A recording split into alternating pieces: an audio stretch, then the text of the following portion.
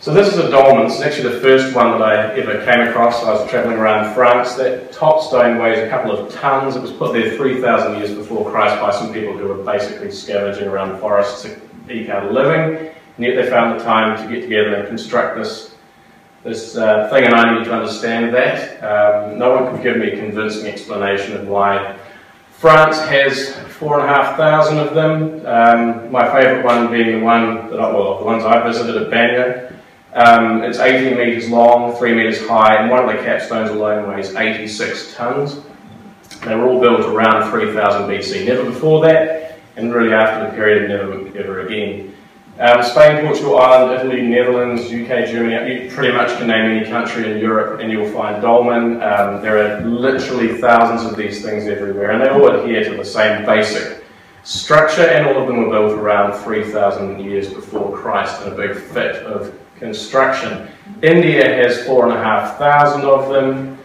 Korea is actually the world's leading country for dolmen, you'd be interested to know, with over 30,000. And some of the capstones there, and there's one, weigh over 250 tonnes. So that was put up there 3,000 years before Christ, without the aid of hydraulics, diesel engines, or other things you might choose to try and do it with now. So what plagued me was, first of all, how in 3000 BC did they do this? It's an obvious question, but really I was more interested in why. Here they are at the bottom, they're hammering bits of bone into jewellery, whatever they did, but really, these people didn't have a lot of spare time. Their lives were fairly short, and yet they felt compelled to go out and build these things. I needed to understand that. So I looked at the design of all these things and I studied them, and I realised that the answer must be in that thick stone roof, because it's really the only consistent design principle, apart from the gap underneath being about as much as you need for a human and some legs to hold it up. And I remembered reading asterisks, and I remember the Celts having this fear of the sky falling on their head. So I tried to understand what would give people 3,000 years before Christ the fear of the sky falling on their head, and I remembered Tunguska, 1908, thousands of hectares of forest flattened by an explosion from space, about 185 times the explosion in Hiroshima. It's a pretty big explosion. And these things happen every 300 years according to NASA. So I came up with this crazy theory. Maybe the dolmen were a rational response to meteorites which come in, and maybe they were coming periodically, because in our solar system there was an event happening with them. And they do this kind of shotgun pattern, and someone pragmatically built a dolmen, and then over time it morphed into a belief system, and someone like that guy you saw, a druid, went around telling everyone they needed one in their village for spiritual reasons. So were there any evidence of large impacts around 3000 BC? The most interesting one at the bottom is Lake al-Bini in Iraq. Around 3000 BC, 9,400 times the size of Hiroshima. 3000 BC, Fertile Crescent, that's the cradle of civilization, that's the beginning of writing, that's the beginning of the world, that's the first cities on our planet, and bam, they get hit by this monster of a Hiroshima. Well, 940 Hiroshimas right in the middle of their civilization.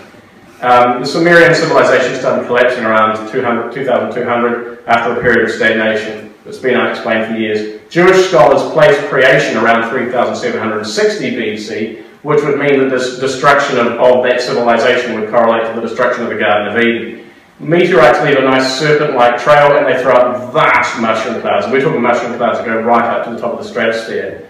So Genesis was kind of a Rosetta Stone moment for me. I realised that these people didn't have jets leaving vapor trails. They'd never seen these before. That was a very notable phenomenon. These mushroom clouds, they didn't have the nuclear bombs that atom bombs. They'd never seen them. So I realised the snake and the cloud and the vapor trail and the grape tree and the mushroom cloud, these were icons I could use to look for other myths. So I searched the world for other myths that had serpents, and they are everywhere. Flying, destructive serpents. Ohio, that's built on a massive crater in Ohio. The rainbow serpent in Australia, the Aboriginals tell stories of the great rainbow serpent that flew in through rocks and fire down onto the land, then dived into the sea and was never seen again. And that was a picture of Wolf Creek Crater where they believe it lives. Dragon myths sprang up all over the world around this time. Almost every culture in the world suddenly believed that there were these serpents. Dragons originally didn't have legs. The legs came much later. Originally they were just serpents. And almost every culture had them. Satan is thrown out the book of Revelations out of heaven, and he is a seven-headed dragon breathing fire. Many cultures also have myths with supernatural snakes and trees. In Sumeria, you've got snakes and trees and a woman eating with God. Mayan myth, the vicious serpent forms the centre of the world tree. Norse mythology, Nagar, the dragon eats from the roots of the world tree. All of this started around the time, or all of these cultural trends started around that time. The Druids that we're all quite familiar with were known as the serpent priests. And it's my belief that they went around Europe, well, it's not my belief, but I'm hypothesizing they went around Europe, and they were the people who convinced everyone to build these. And they evolved from a pragmatic response, a bomb shelter effectively, into a place where you commune with these divine beings.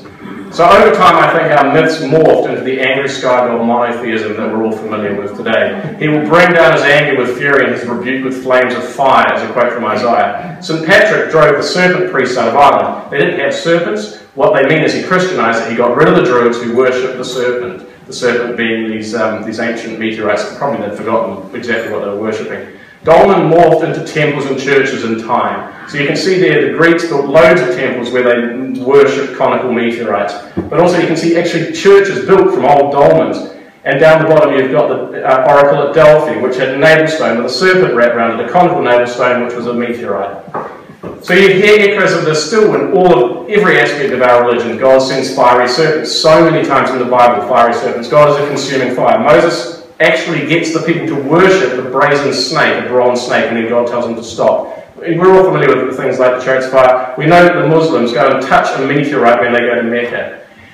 Anyway, so this is like a braided ribbon. It's many strands. In ancient Egypt, to my belief, there's a strong hypothesis that they were actually worshipping an oriented meteorite like that one in the middle, a pyramid shape, and they actually believed that that was a vehicle by which the gods could ascend back to heaven. So that fell from heaven. They believed heaven was made of iron, the gods were made of iron, and their royal family were made of iron.